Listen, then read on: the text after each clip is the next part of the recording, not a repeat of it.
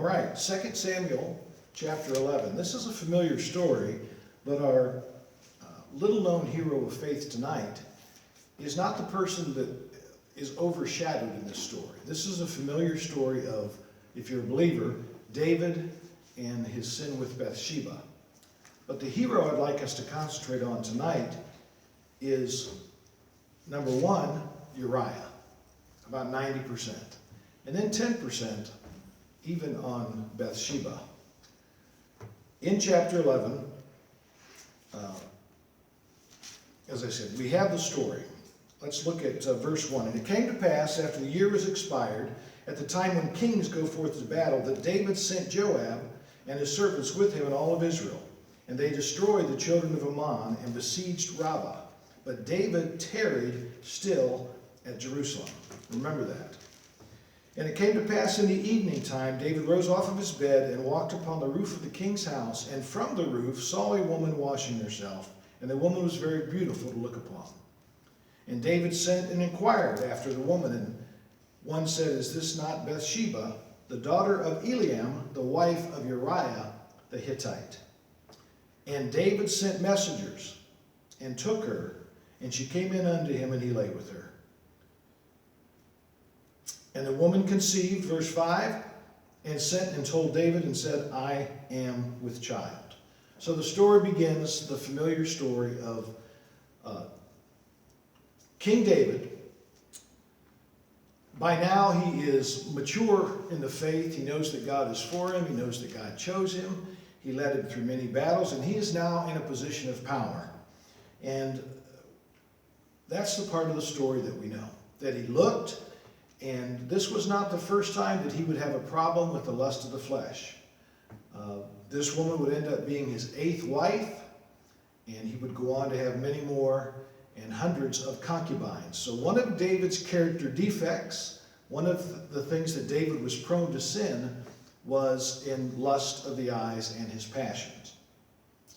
But an innocent hero of the faith is often overlooked in this story. War in the Old Testament were fought to achieve God's purposes. In the New Testament, we're called to a different type, spiritual war. Although the weapons of our warfare aren't carnal, there's a lot to learn from real-time warriors of the Old Testament. Studies about their faith, their character, their achievements, and even their failure.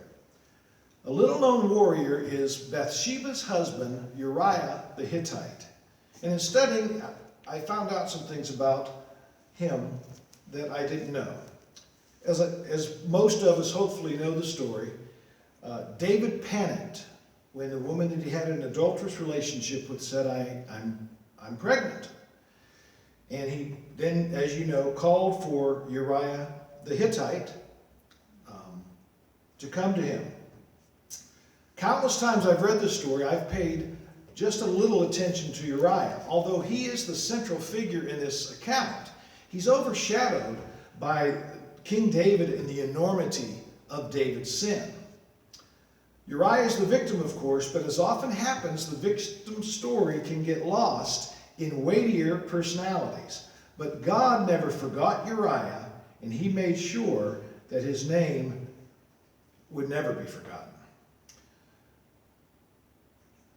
Countless times I've read 1 Samuel 11, I got the idea or the impression that Uriah the Hittite was just a common soldier. That's not the case. And that he happened to have a beautiful wife. But if you dig into the scriptures a little bit more, you come across 2 Samuel chapter 23, verse 39. Take the time to turn there to be able to read that. 2 Samuel 23, same book, chapter 23, verse 39.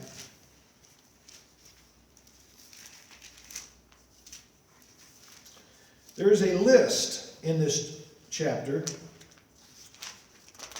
of David's mighty men, David's men of valor. The list begins in actually verse 22. And it lists David's mighty men, the men that surrounded him.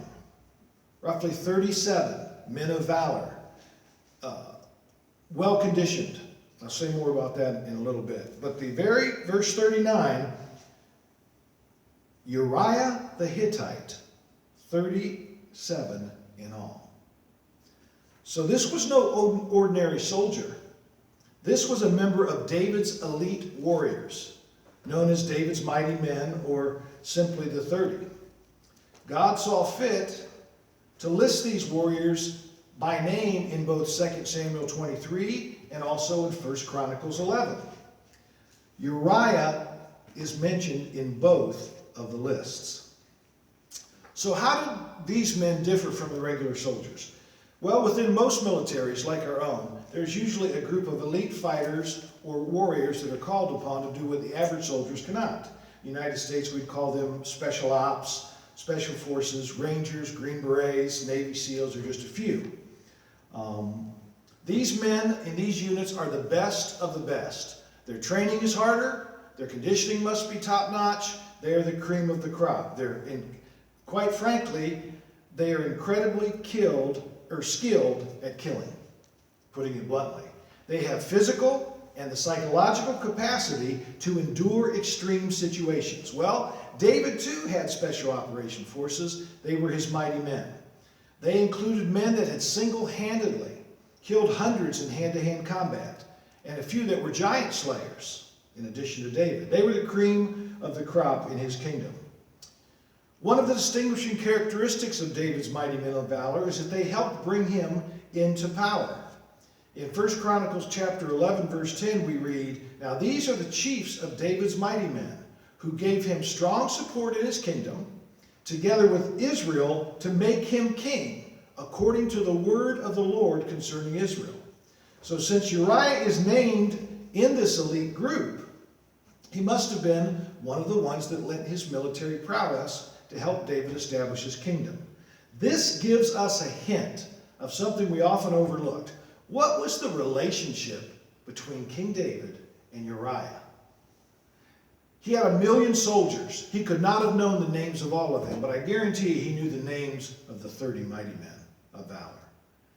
So when he sends for Uriah in this story to come to him and tells him to take a couple days sabbatical in hopes, as we know the story, that he'll go down and sleep with his wife, and then his guilt will be removed because he'll just think that the child born is his, and he will have gotten away with his adultery. So David and Uriah had a relationship. Uriah had stood by David in tough circumstances.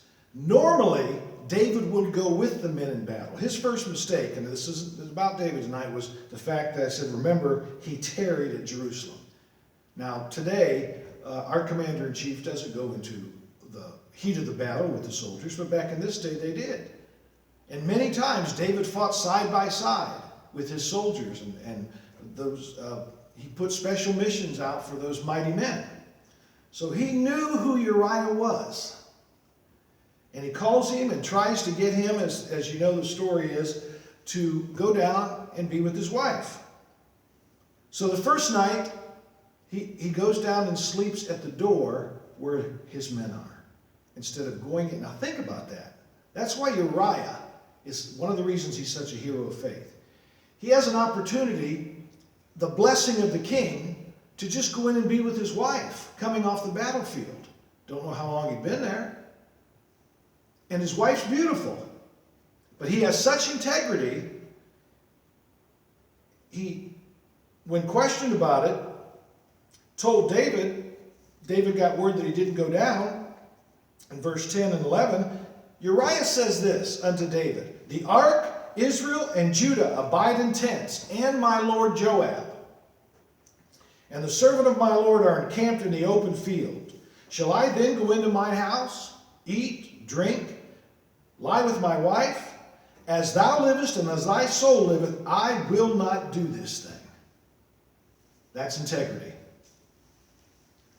That's integrity. Now remember who he is. He's a member of David's special forces. So David says to him, "Well, stay here until tomorrow, and then you can go back to battle." So Uriah spends the day in Jerusalem. David calls him, fills him up with food and drink, and gets him drunk in verse 13. he still went out and laid with the servants of his Lord and didn't go into his own house. David was intoxicated by lust, and that lust it caused him to have Bathsheba brought to him in her husband's absence, who he knew was one of his special forces. And yet, even drunk, Uriah would not. David fought with the men that he came to power through war. He fought alongside them. He spilled blood with them. As I said, they were over 1 million. And he would have known who Uriah was and probably fought and seen his courage in action. You've heard the phrase, a band of brothers. Well, that's what this story is about Uriah. One of the things, being a kind of a student of history and of wars, it's always fascinated me, is the brotherhood that exists between warriors. It's a bond that's formed when men and women suffer extreme circumstances together. I've come to learn that this time, that bond is so strong, it's the reason men and women have endured war, continually volunteered to return to the battlefield instead of staying home with their families. It isn't the love of war, it's that bond, it's that brotherhood of their fellow warriors.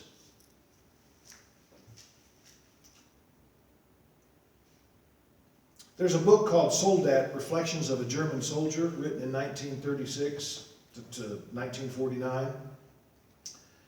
On page 220, he states this: men who share combat become brothers, and brotherhood is so important to them that they would give their lives for one another. It's not just friendship, and it's stronger than flag or country.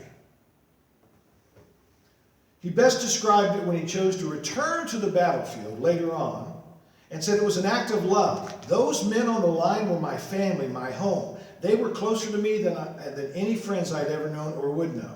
They had never let me down, and I could not do that to them. I had to be with them. I would rather than let them die and me with the knowledge that I might have saved them. And then he goes on to talk about those who don't have the courage to do that. But the thing is, that bond, it was so strong. No doubt, David's mighty men had that type of bond. And David had it with them. So he was betraying not just an ordinary soldier, but one he knew well. The bond is so strong and important motivator in keeping warriors fighting. Both ancient and modern militaries realize that. And the enemies know to break up that bond is the best way to overcome that army, is to cause dissension in the ranks. That's why numerous studies and papers have been written on how to exploit that bond for maintaining a unit cohesion. Because once the bullets or arrows start flying, things like patriotism and ideology may go out the window, but the bond keeps warriors from retreating. So David's betrayal went beyond his sexual sin. It betrayed the band of brothers. As part of David's mighty men, Uriah would have been with him in the cave of Adullam alongside David and other warriors when they were in miserable conditions, fleeing from Saul. He wandered together with David when David had no home. He would have suffered thirst and hunger with David in the Judean wilderness, because it's mostly an uninhabited, dry, arid desert. Perfect place to hide from Saul, but not very hospitable. He would have warred with David in numerous battles, given his sweat, his blood, his tears. David, Uriah, and the other mighty men had formed a bond, the kind of bond forged only on the battlefield. So, in 2 Samuel 11:3, when they told him this was the wife of Uriah, he knew exactly who Uriah was. Nothing suggests in Scripture that they were close buddies, but he certainly was just not an ordinary soldier, which really explains why David, who was king, could do what he wanted, kind of panicked. He knew he was betraying the bond of brothers. The king that would have an affair with the wife of a soldier may have been frowned upon and even embarrassed. But as powerful as David was at the time, he wasn't threatened enough to panic. But this was a different story. It would have rattled the loyalty of his entire elite group, which explains Joab's actions, the captain of his army that he sends to deliver, back and forth the message. The mighty men was a whole different story. It would have shaken the foundations of their bond. In a separate incident involving David's son Absalom, Joab warned David, if you read 2 Samuel 19, verses 5 through 7, how precarious loyalty could be if his men felt betrayed. They said, if you favor your son, these men who backed you up and stood with you, there may be some deserters because you're betraying them against a rebel son who's trying to kill you. So it's probably the reason it would have been unusual to call someone like Uriah up from the battlefield from a military campaign. He was a trusted warrior, suitable for relaying intelligence to the king. So despite his efforts to design a scenario that would entice Uriah to sleep with his wife, Uriah was faithful to God, because we do remember what the penalty for adultery was according to the law of Moses. They both should have died, should be killed. Uriah was faithful to God, faithful to his wife, and faithful to his band of brothers. He rested with the king's servants instead when he could have went into his own home. That shows his commitment to God. It also shows why he was one of the elite. Men like that usually have something about that. He said, you know, the ark and Israel and Judah and Joab, they're all out in tents. I'm not going to go in and be with my wife in my own place. As you live, I'll not do this thing. So Uriah's mention of the ark shows he understood spiritual underpinnings, the battles that he was engaged in.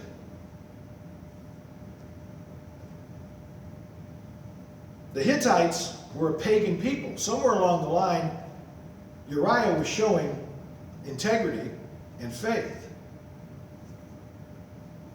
But, as often the human condition goes, you know the story. David just fell deeper and deeper to the hole he was digging for himself.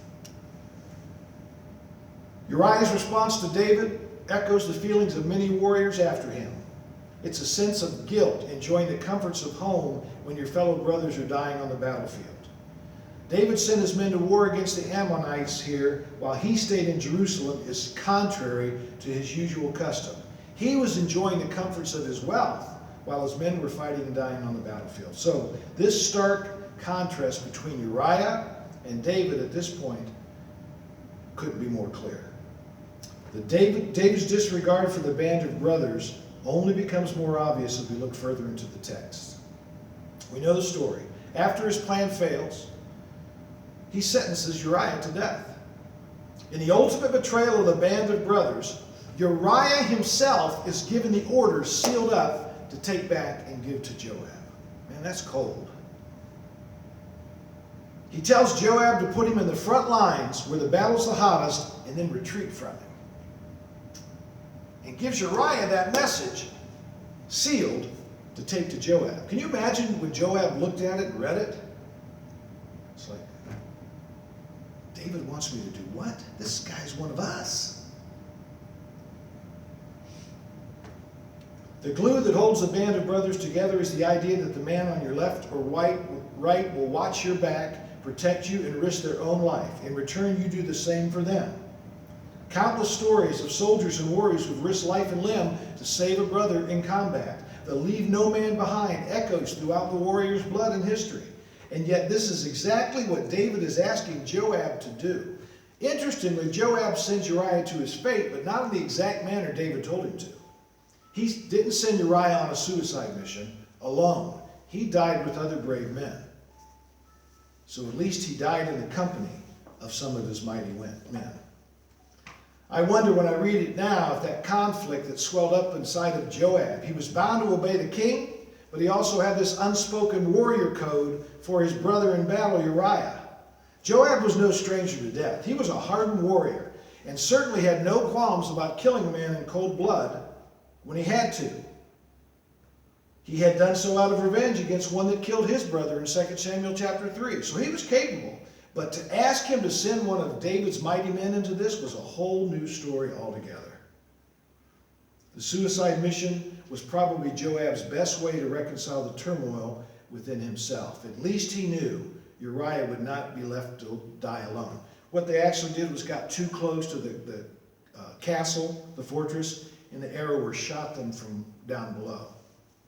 They even tells a story about a man having something dropped on him from above. Verse 21. Well, who smote Abimelech, the son of Jerubasheth? Did not a woman cast down a millstone upon him from the wall, and he died? Thy servant Uriah the Hittite is dead also. Verse 22.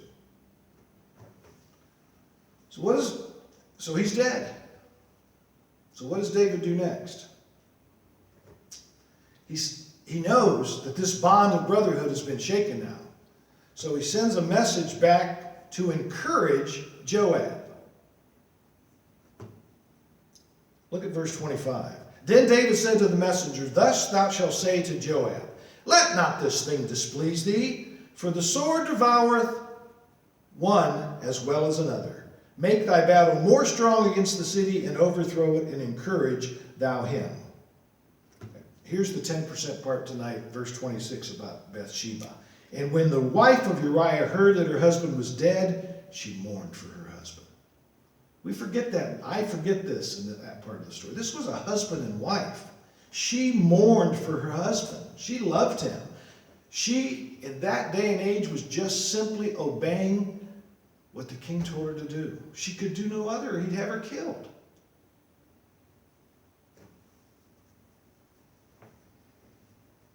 Verse 27, when the mourning was past, as mourning period, David sent and fetched her to his house, and she became his wife and bare a son. But the thing that David did had displeased the Lord. Hopefully we understand a little bit now why the Lord was so displeased. The message shows how far David had fallen.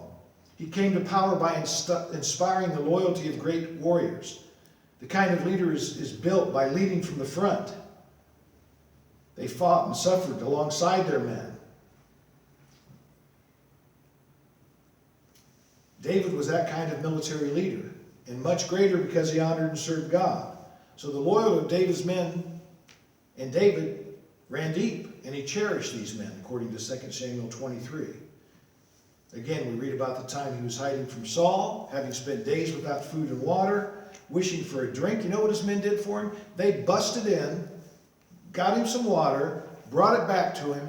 David poured it out before the Lord and said, You guys risk your life to get me water. I'm going to do an offering to the Lord with that water. That's the, love and appreciation David usually showed. But this story tells us that David, just like us, had his imperfections, had his moments of weakness. And he carried out quite a plot. But the hero of faith is Uriah. David's attempting to cover it up by telling Joab, well, men die in battle. The sword devours one as the other. Be encouraged. Just go over and overtake the city. So you know that this event left a bad taste in at least the minds of David's mighty men. It's tragic, and it leaves a bad impression of David, but I do love this. God loves imperfect leaders. His imperfect heroes remind us every day that God's requirement is not perfection. It reminds us that we do not have to wait to be perfect to serve his purpose, but bringing Uriah's story to light, because he's almost a forgotten hero. He too was a leader of men. He too was a great warrior, faithful to God, faithful to his mission, faithful as God's servants. The last time Uriah's name is mentioned is in Matthew chapter 1 in the genealogy of Jesus. Did you know that? I found that curious. In this genealogy that details the line of Jesus, Uriah is the only non-blood relation mentioned. Matthew chapter 1, verse 6.